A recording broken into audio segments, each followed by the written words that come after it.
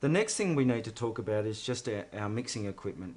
Now, I mix my resin in a plastic jug like so. I don't concern myself with the measurements on the side because, as Peter was mentioning before, we measure by weight, not by volume. This is a suitable mixing jug, just a recycled plastic container. Here's another suitable mixing jug, just a mixing bowl that I stole from the kitchen. I even use these little plastic cups, disposable cups effectively. So there's my mixing containers. Peter was making a very important point to me before about what you mix it with. Now here is a kitchen spatula, rubber kitchen spatula, good mixing item. Here is a little stick which I could use in this cup, and here is another stick. That one? No? Thank you, that'll be a good one. No, that is totally unsuitable, isn't it? That's right, that's my worst nightmare. You put that stick with that bowl, and that's my worst nightmare. All of my Monday morning problems with the glue didn't work. And what we've got here, Brendan, is when you stir with a round thing, as some people have used screwdrivers, the resin just flows around it and is undisturbed and joins again, so there's no blending. The second thing is if you've got a bowl or container where you don't actually get to scrape the sides, you get lots of unblended materials on the edge. Now what happens is when you pour out onto your job, you'll find, yes, some's blended, but you're needing all the resin, say. So you wait and you keep pouring, and what happens is it drains off all the resin on the walls of the vessel that never got a chance to mix. So you end up with the last area where you're pouring becomes a very sticky area. The rest is all glued up terrifically, but what I get on Monday is a report that there's a dodgy batch of resin out there. It's not the case at all. It's just that the last residue wasn't blended. So very important that we have this business of scraping the sides. That's a good one for showing here, Brendan. It's because we've got a clear vessel, we can see what's going on here. Straight-sided stick that actually scrapes on the side of the vessel, and I don't know if you can see that, but the broad base of that is scraping the floor of the vessel. This way we're getting a total blend, and then scrape off the stick as well on the sides, and then reblend, and your problems are solved. So effectively, the point there is you've got to thoroughly mix the material, and to thoroughly mix the material, you've got to actually get right around the edges of your container as well. This is a good choice. Sorry, Brendan. Our cameraman, our producer, was actually saying flat-sided container, flat stick, rounded containers. As long as you're scraping the walls, this is perfect for that. It's a selection of mixer for vessels. So mixing it is very, very important. Yeah. Now we did mention, and we have mentioned this, and I'm going to mention it again because it is very important that we mix the part A and part B of our resin by weight, not by volume. Now that is particular to this 606, this solid cast 606. 3-to-1 by weight, all on the instructions. Now, that's right, and the other thing is it's a ratio of 3-to-1, and it's not this case for all resins, is it? Some are mixed 1-to-1, some are mixed 1-to-2, etc. Some by volume, etc. Important to read the instructions, very important. So I'll just put that over there. We need to, because we are mixing by weight, we need to have a set of scales. Now this is a fairly cheap set of digital scales. It cost me $15. Seems to be quite good. I'm going to put this set of scales in a plastic bag, and that plastic bag is going to protect the kitchen scales. Now, it's important that we put our scales into a plastic bag to protect the scales from the resin, because it doesn't matter how neat and tidy you are, you will end up getting resin there, and that resin will dry and it will get into the mechanism of the scales, and after a while you'll need to buy some new scales. Your jug, this is my mixing jug for this project. I'm going to mix a little over, well, let's say 600 grams of resin. I'm talking in grams because it's by weight. I'm going to turn my scales on and going to zero them in, which they do automatically. It's important that you are not weighing the jug itself, so make sure you have got the ability to zero in the scales. Now you can pour A or B first, is that right, Peter? You haven't got a preference? Gloves first. I did have them ready here, my gloves. Okay, it doesn't matter, as Brendan was saying, we start with part A first, is fine. Now, 600 mil. The way I do it is this: divide that end figure by 4. Then you use, and whatever that is, so 600 to be divided by 4 is, Peter? 150 grams. 150. Yeah. Therefore, I need 3 times 150 of A and 1 times 150 of B. I therefore need 3 times 150 is 450 grams of the A. I just need to start my scales up again because they have a tendency to turn themselves off, and we're ready to go. Now, what's the technique here, Peter? At this stage, it's just a matter of pouring quietly on one corner of the bowl, and you can. It's very fluid material, so you can pour it out reasonably rapidly.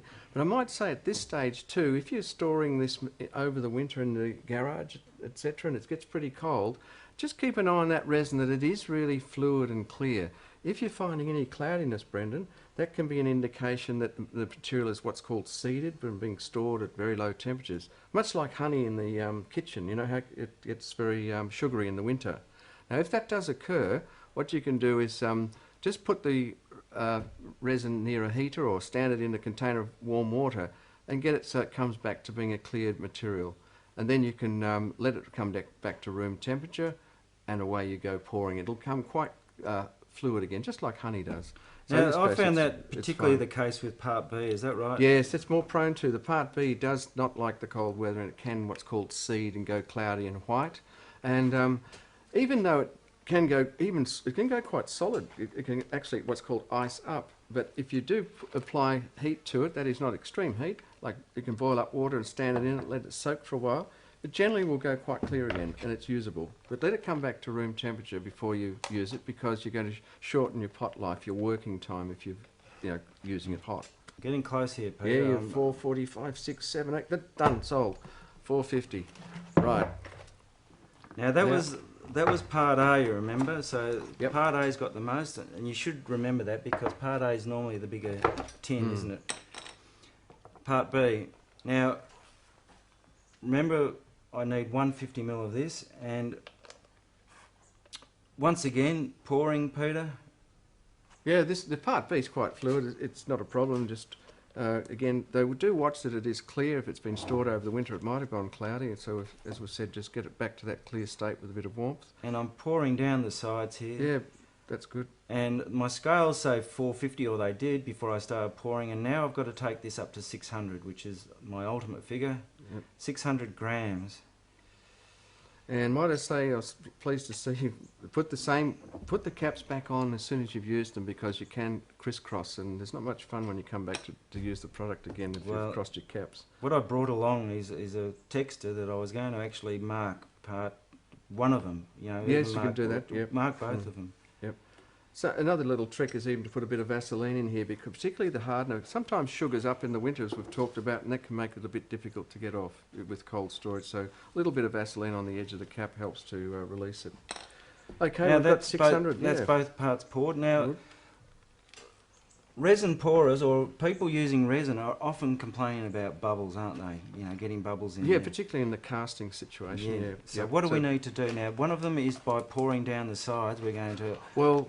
Yes. But secondly, it's the stirring, isn't it? Yeah, that's what I was going to say, actually, before we get to that, it's the stirring. And I've actually found that figure 8 is a very good motion that in mixing that doesn't blend in a lot of air, just a gentle figure of 8.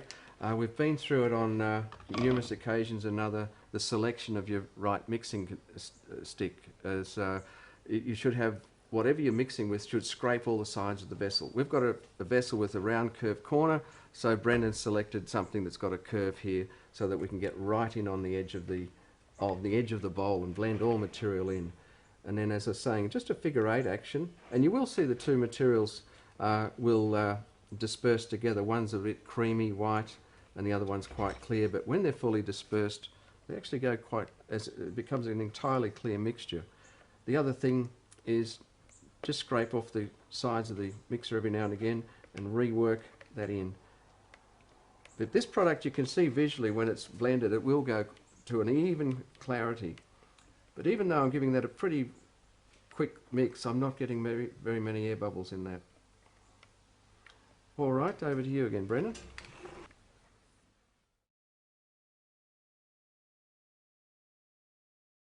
I think one of the important things that you can bring to mixing resin is patience, isn't it, Peter? People who are patient pouring the resin out into their mixing jug, people who are patient in stirring and not trying to do it quickly, are the ones that have the most success. They'll get the good results indeed.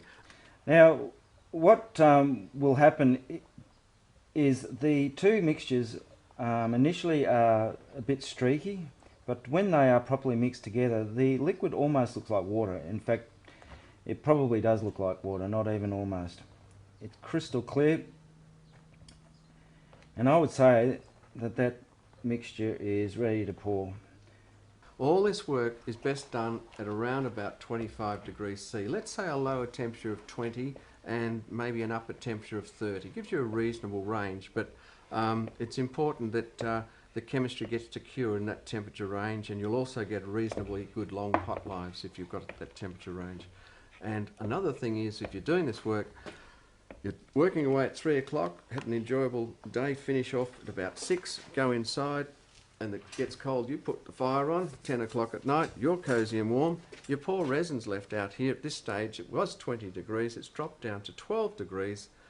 The resin actually will die on it, it will not cross-link. So you've really got to think of it like you being warm all night. You've got to keep the job warm all night. So you must bring it to 20 degrees for the entire cure period. Now that might be in a big void, how we're going to do that. It's quite simple to put just a plastic sheet, ground plastic sheet over a work area, and a simple heater underneath will just create quite a lot of extra warmth and bring it up to even 60 degrees. Or you could take it to bed with you. I know you love your woodwork and resin, but really I think you really must leave it out of the house. It's important that you keep this sort of thing curing in an environment where you're not present for the number of hours, because there is a constant giving off of vapours during the cross-link. That's all. Once it's cross-linked, it's fine. So, no, leave it in the workshop, Brendan. Fair enough. And we'll do another video about pouring of the epoxy resin, so stay tuned for that one.